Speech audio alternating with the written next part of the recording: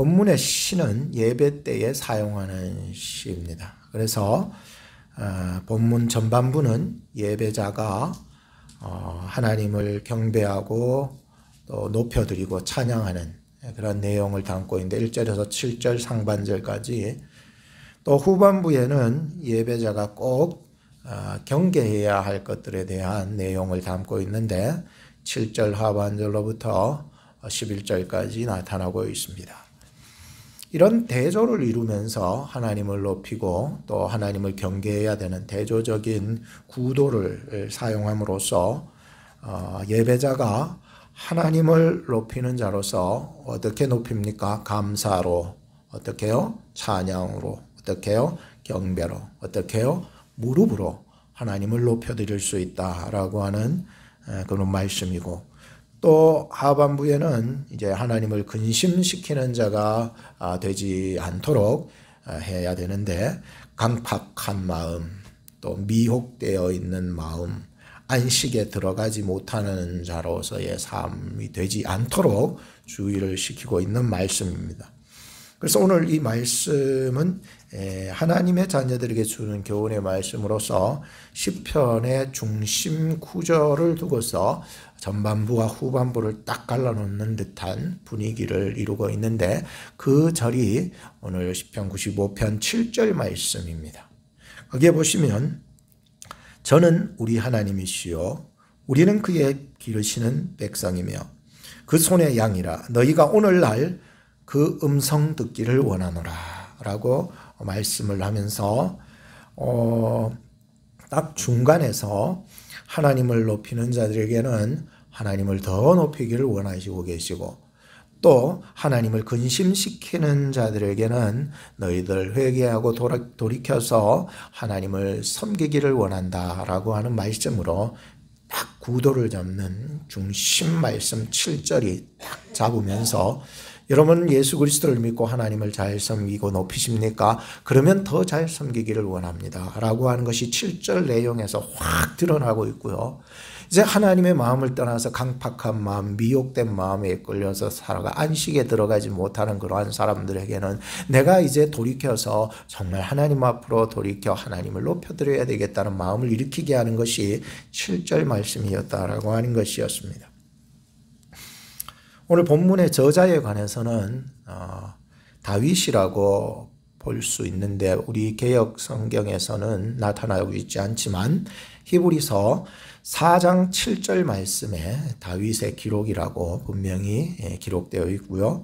또 구약 성경의 번역판 중에서 가장 오래된 70인역 LXX라고 하는데 그 번역서에도 다윗에 의한 노래의 찬양이라고 표제로 붙어 있고요. 또 본서의 전반적인 어떤 표현 기법을 보더라도 다윗이 사용하는 기법이다라고 할 수가 있는 것을 보아서 이 다윗의 저작이라고 우리가 볼 수가 있는데, 우리나라 이 성경의 번역에는 그것이 이제 다윗이라고 구체적으로 나타나 있지 않지만은 그에 대한 어떤 구체적인 설명은 여기까지만 하도록 하고요. 오늘 말씀을 통해서 첫째로는 하나님의 자녀는 예배자가 되라 라고 하는 말씀을 전할 것이고, 둘째는 하나님을 높이는 자가 되라, 세 번째는 하나님을 근심시키는 자는 되지 마라 라고 하는 말씀으로 우리가 함께 말씀을 듣겠습니다. 첫째는 하나님은 하나님의 자녀들이 예배자가 되라고 요청하고 계십니다.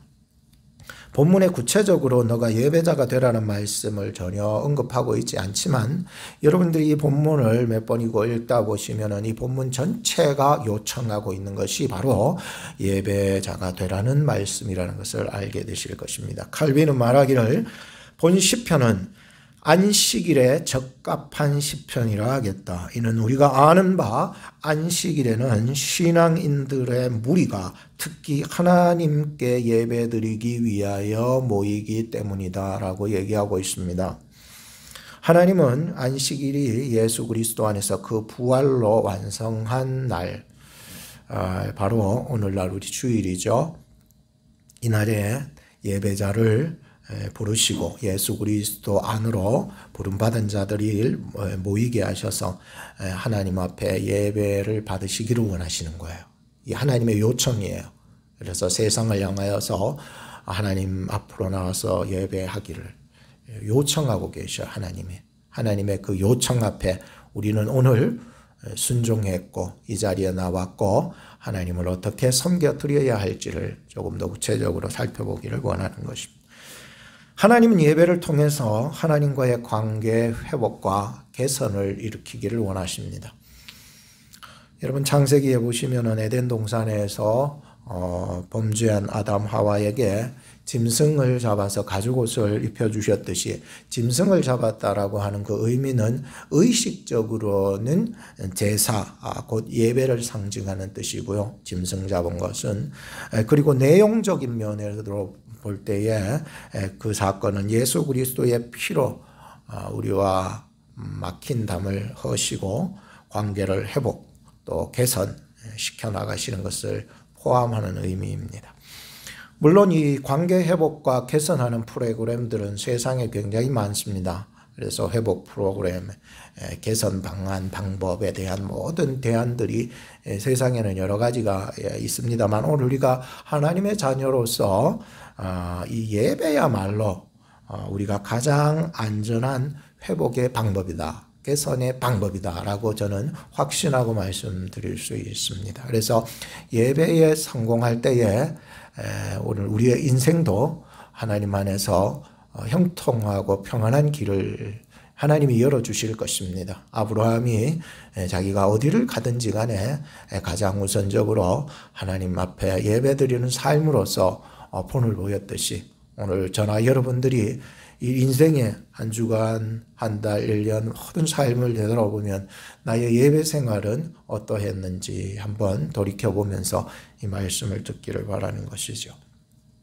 우리 교회가 코로나를 겪으면서 이제 소그룹 모임들은 다 하지 못하게 되었습니다. 그러다가 다시 이제 많이 줄어들지만 아직 끝나지는 못하면서도 소그룹 회복들이 많이 일어나지 못하고 있어요. 그래서 성가대도 못하다가 이제 한다 그랬는데 아직까지도 못하고 있는 상황이고 다른 교회들도 보면 아직까지는 굉장히 소그룹 모이면 조심 또 조심하고 있다라고 하는 사실은 보여지는 현실이고요.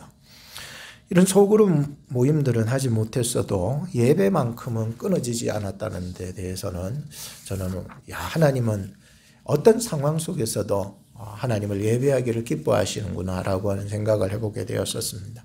그래서 코로나 속에서도 예배를 방송으로 송출하기 위해서 저도 저 나름대로 비디오를 앞에 놓고 막 찍어가면서 혼자 난리 장단을 부려가면서 막 이렇게 했는데 마음에 안 들면 싹 쉬었다가 말이죠. 다시 찍고 말이죠.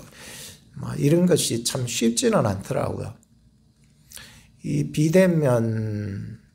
대면 예배의 현장감 떨어지죠. 사실은 비대면으로 온라인으로 예배를 드리면 처음에는 신기해가지고 모두 그 시간에 모여가 예배 드리고 막 이게 뭘까 싶어서 예배 드리다가 한 두세 주 딱 지나니까 잠옷 입고 나와 세수도 안 하고 나와가지고 방송 이게 점점 이게 갈수록 이것이 대면 예배와 비대면 예배의 현장감에서 떨어지는 모습들 아니겠습니까? 저도요 이렇게 녹화하면서 이게 너무 힘들더라고요. 이게요 사실 대면 예배와 비대면 예배의 어떤 이런 감이요 참 이렇게 엄청나구나라고 하는 생각을 해서 어쨌든지 간에 하나님은 우리로 하여금 하나님을 경배하기를 받으시고 또 찬양을 받으시기를 원하신 그래서 우리로 하여금 예배를 요청하고 계신 거예요. 그래서 어디 있든지 간에 하나님을 예배하기를 원하고 또 예배를 받으시기를 원하고 계시는 분이시다라고.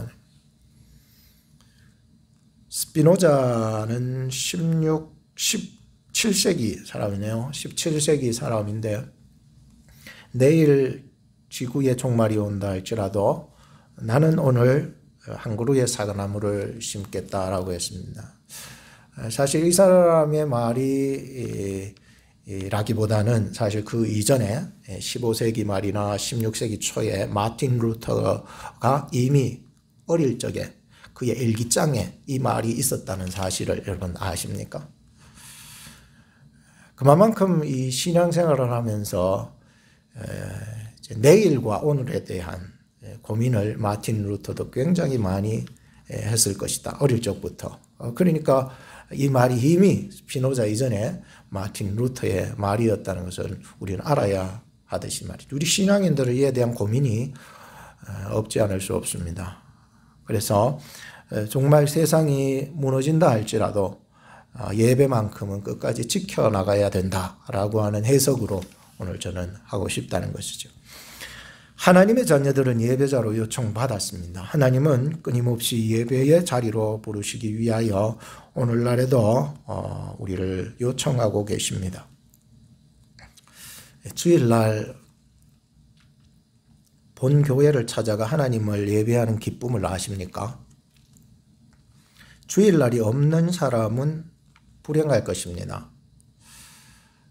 모든 게 자기 날이니까 하나님의 날, 주님의 날, 이 기쁜 날을 우리는 느끼지만 느끼지 못하는 사람들도 많을 것입니다. 여러분은 어떠세요? 주일날이 여러분들에게 기쁨이십니까? 그러면은 마지못해가 오십니까? 그런데 주일날이 없는 사람은 참 불행하지만 우리는 주일날이 있어서 행복한 거예요. 행복하게 오셨잖아요. 근데 주일날이 되었는데도 본 교회가 없는 사람은 더 불행한 사람이더라고요. 주일날이 되잖아요. 내가 가서 예배 드릴 수 있는 교회가 없는 것이 참 불행하더라고요. 일면에 저도 마찬가지로 어디 외부로 나갔을 때에 항상 내 마음속에는 내 본교회가 생각이 나는 거예요. 본교회에서는 예배 시작되겠지. 예배 드리고 있겠지. 라고 하는 생각 말이죠. 그러니까 주일날이 되어서 본교회가 없는 사람은 참 불행한데요. 주일날이 되어서 본교회를 찾아갔는데 하나님을 예배하지 못하는 사람은 더 불행한 사람이에요. 오늘 저희들에게 더욱 접근해 갔으면 좋겠다는 것이겠죠. 오늘도 여러분들이 주일날이 되어서 본교회를 찾아와서 오늘 앞에 하나님 앞에 예배를 드린다는데 하나님을 예배하지 못하고 있다면 이게 더 불행하다는 거예요. 뭘 예배합니까? 자기 생각만 가득 차 있습니까? 참 불행하죠. 여기까지 나왔다면. 그렇다면 주일날이 되어서 본교회를 찾아가서 하나님을 예배하는데도 안식에 들어가지 못한다면 이건 진짜 비참한 일이거든요. 오늘 여러분들의 심령을 두드리고 계시는 하나님의 요청을 듣고 계셔야 돼요. 이거 듣지 못하면 그냥 정신 멍 때리다가 그냥 나가게 되는 거고요. 그래도 내가 오늘 무슨 말씀을 들었다 한 가지만이라고 잡고 가면 그 사람은 그나마 한 가지 때문에 목숨 연명할 수 있는 거죠. 여러분의 주일날은 어떻습니까? 주일날 본교회를 찾아와서 하나님을 예배하는 즐거움과 행복이 가득가득 넘치기를 주님의 이름으로 축복합니다. 회복되셔야 돼요. 개선되셔야 되는 거고요. 만약에 내가 그렇게 하나님의 안식에까지 들어왔다면 이 본문의 말씀 7절이 뭘 더욱 요구한다고요?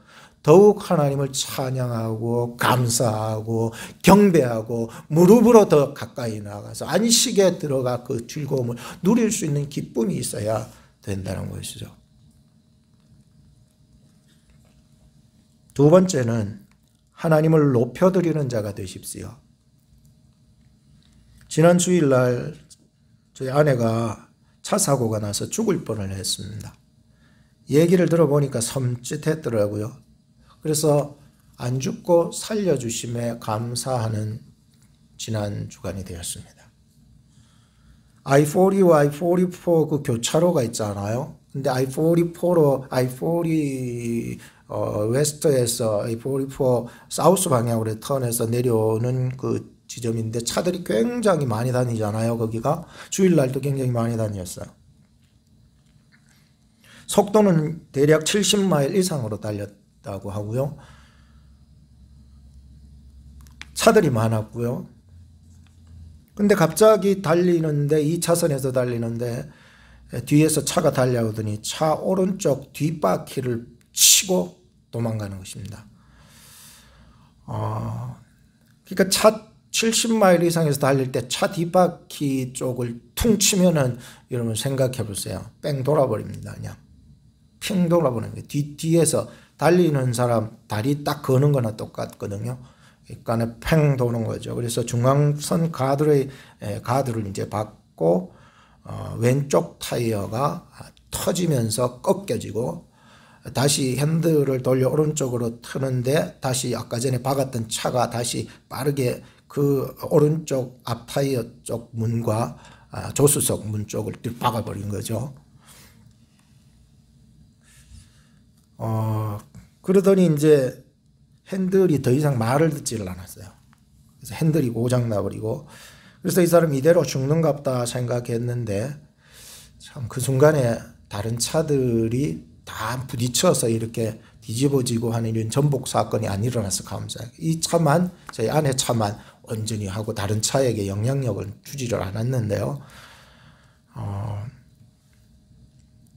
사고를 낸 차는 그만 그렇게 내고는 도망가 버리고 말았죠. 그래서 감사한 마음들이 생기더라고요.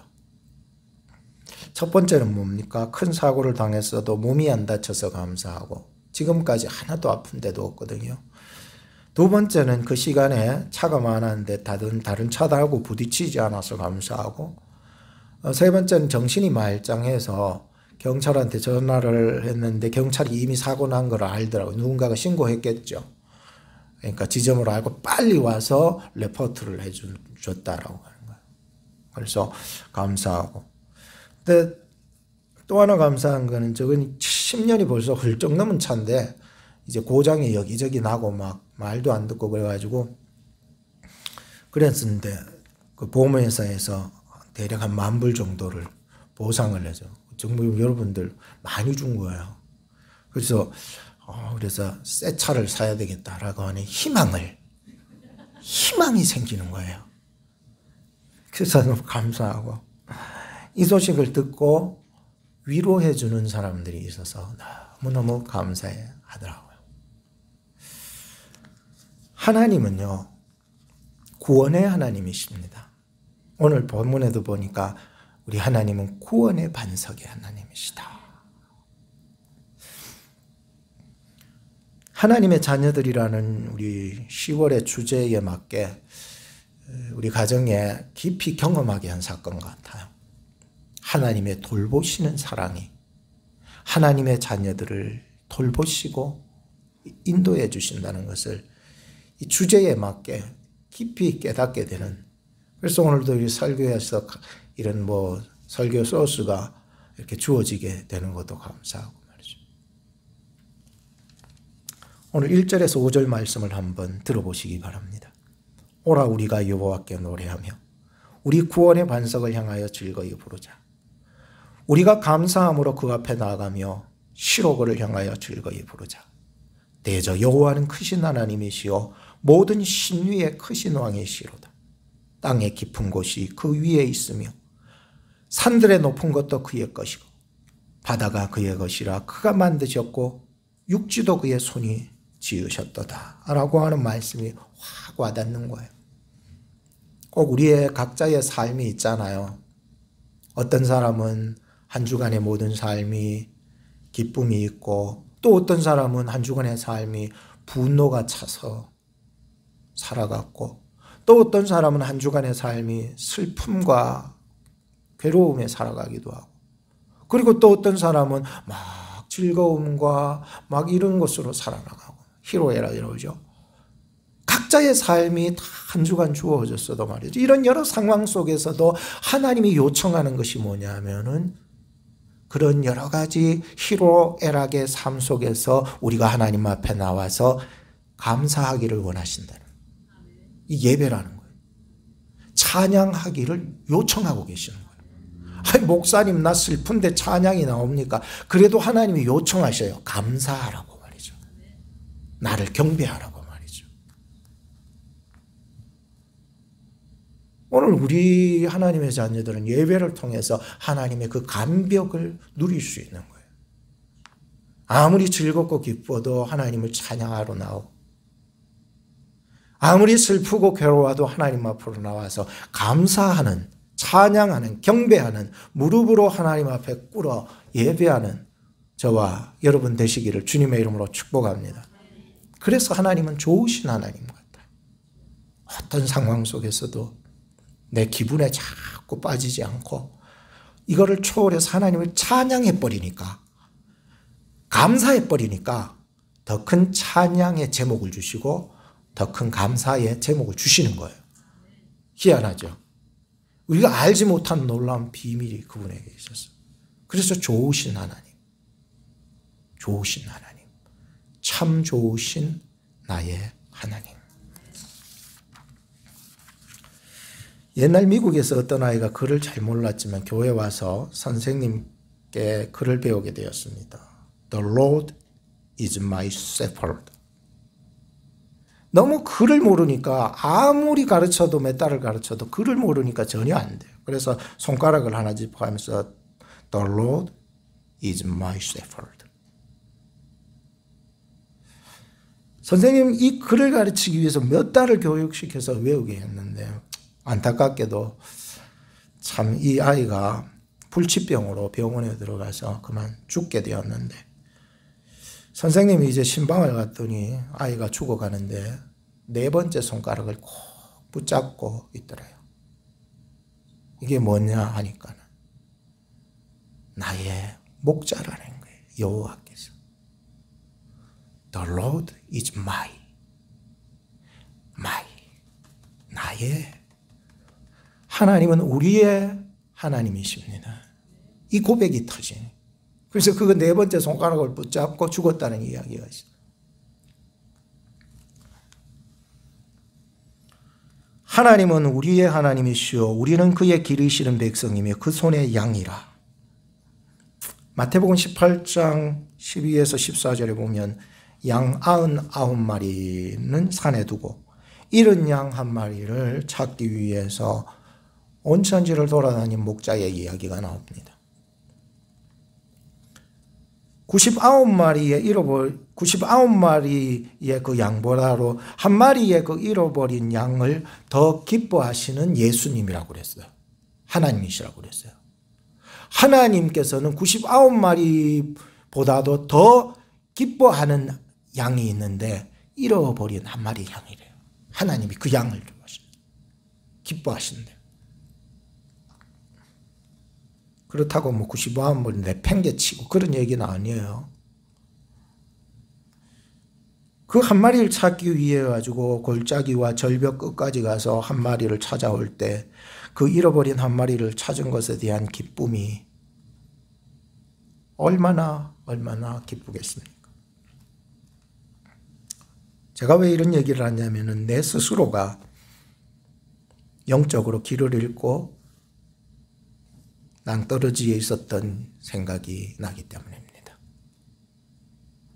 여러분도 혹시 그런 생각 안 들으셨습니까? 철이 없을 때 죽어버리고 싶다고 말이죠. 저도 길을 잃고 낭떠러지에 있었던 한 마리의 양이었을 때가 있었습니다. 그런데 주님께서 나를 구원하시기 위해서 골짜기를 지나 계곡을 지나 험한 산을 넘고 넘어오셔서 낭떠러지에 있는 저에게 다가와 주셨고 저를 들쳐업고 구원해 주셨다는 생각을 하니까 내가 얼마나 소중한 사람이기에, 얼마나 예수님의 기쁨을 주는 사람이기에 버림받은 나를 여기까지 내려오셔서 저를 들쳐업고 구원해 주셨는지 한번 따라합시다. 나는 소중한 사람입니다. 우리 옆에 사람한테도 얘기했어요. 당신은 소중한 사람입니다. 소중한 사람이에요. 나 한 사람이 잃어버린 나 한 사람을 살려주시려고 여기까지 오셔서 나를 건져주셨네. 마지막 세 번째는 하나님을 근심시키는 자가 되지 말아야 합니다. 7절 하반절을 보십시오. 너희가 오늘날 그 음성 듣기를 원하노라. 이러시기를 너희는 무리바의 소와 같이 또 광야 마사의 날과 같이 너희 마음을 강팍하게 하지 말지어다 했습니다. 무리바의 뜻은 다툼이고 마사의 뜻은 시험이란 뜻입니다. 여러분 이 사건은 출애굽기에도 한번 나오고 민수기에도 한번 나오는데 이 사건 아시죠? 반석을 쳐서 물이 나오게 했던 출애굽 사건. 또 하나님께서 반석에 명하여 물을 내라니까 그냥 혈기로 2번 때려가지고 그냥 물을 낸 사건. 출애굽기 17장 2절에 보시면은 백성이 모세와 다투어 가로되 우리에게 물을 주어 마시게 하라.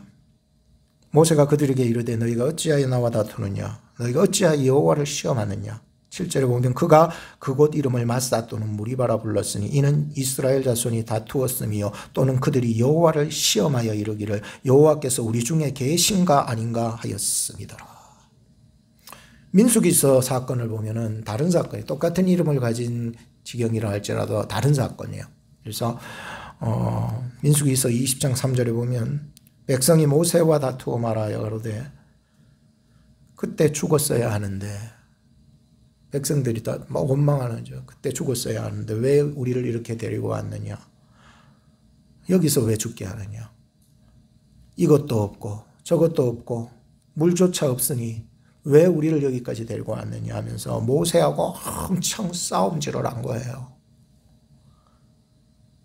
근데 성경은 그게 모세와 다툰 게 아니라 하나님과 다투었다고 해서 그곳을 무리바의 물이라 이렇게 지칭해 버렸어요.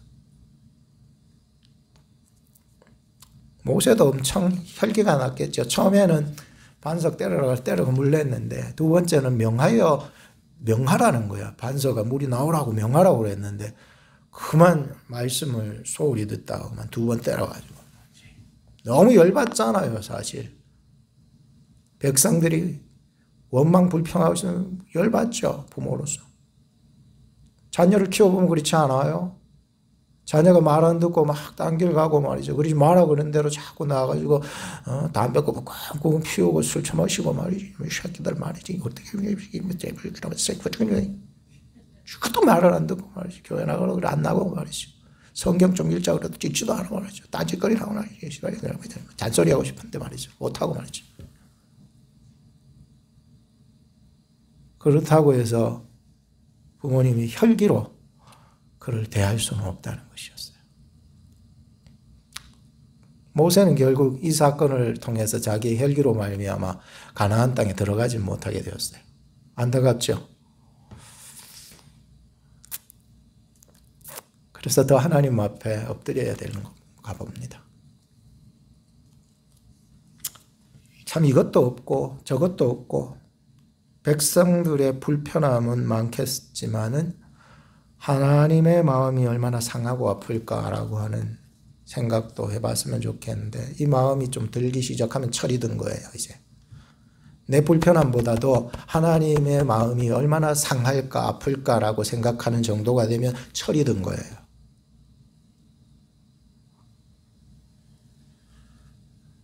여러분들이 부모님의 마음을 알아서 효도할 때 철이 들었다고 얘기하잖아요. 그렇죠?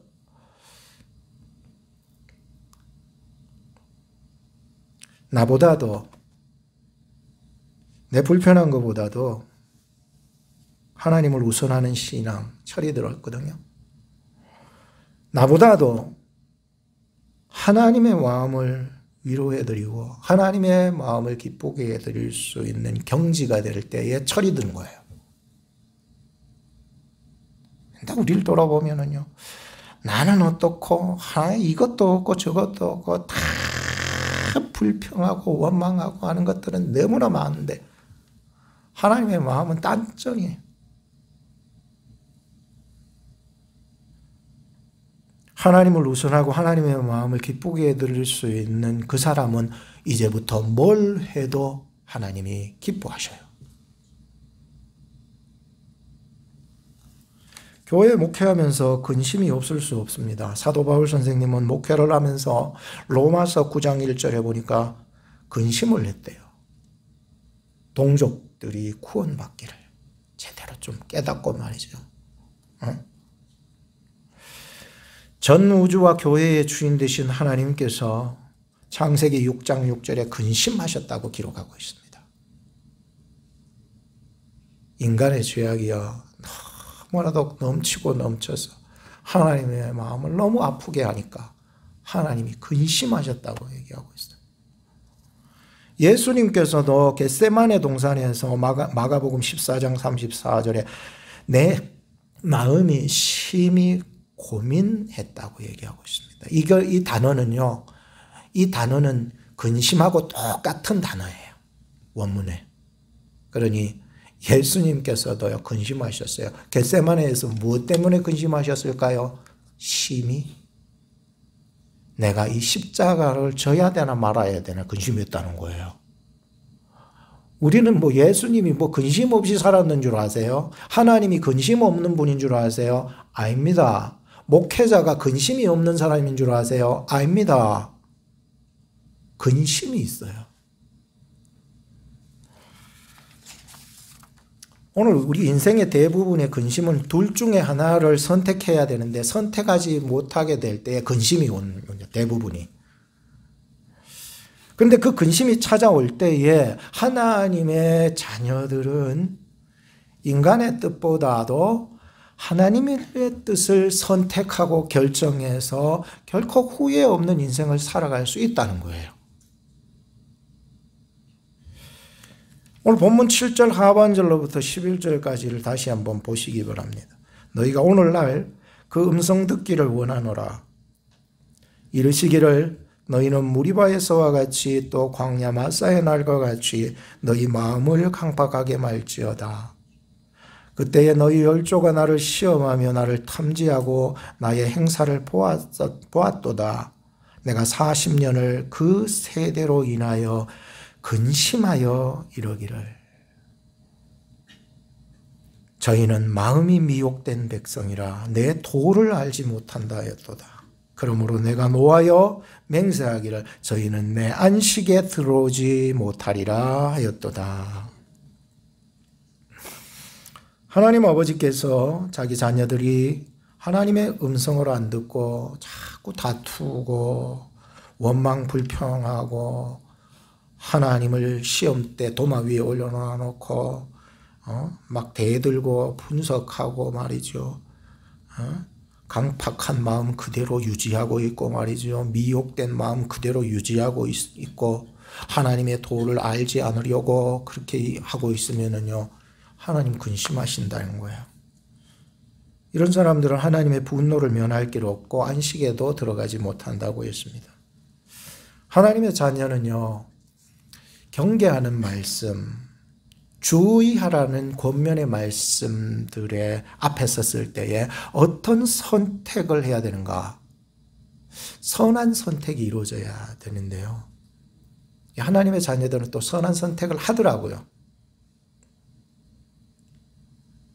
하나님이 책망하실 때에도 하나님의 자녀들은요, 그 속에서 선한 선택을 해요. 희한하죠? 어떤 아버지에게 두 아들이 있었어요. 아버지께서 큰아들에게 포도밭에 가서 일하라고 했더니 예 하고 가서는 딴 데 가가지고는 탱자 놀아버린 거예요. 아버지가 둘째 아들을 불러놓고 너 포도밭에 가서 일하라고 했더니 둘째 아들 놈은 안 해요 그러더니 돌아서서 회개하고 뉘우치고 밭에 가서 일을 했다는 거예요. 예수님께서 이렇게 물으셨습니다. 누가 하나님의 뜻대로 하였느냐? 거기에 있던 사람들이 말하기를 작은 아들이니이다. 하나님의 자녀는요, 회개하는 심령을 가지고 있습니다. 성령이 주시거든요. 성령이 아니고서는 결코 회개가 안 일어나요. 여러분들의 잘못을 지적하고 바른 길을 가라 그러고 천국으로 이끌어 나가 있어 끌어잡아 당기는 말씀이 있어요. 그럴 적에 하나님의 자녀이기에 성령께서 나를 도와주시옵소서. 내 마음을 돌이켜서 안식에 들어가는 자, 바른 길, 진리의 길로 가는 자가 되게 해주십시오. 하고 그 길을 뉘우치고 행해 나간다는 일.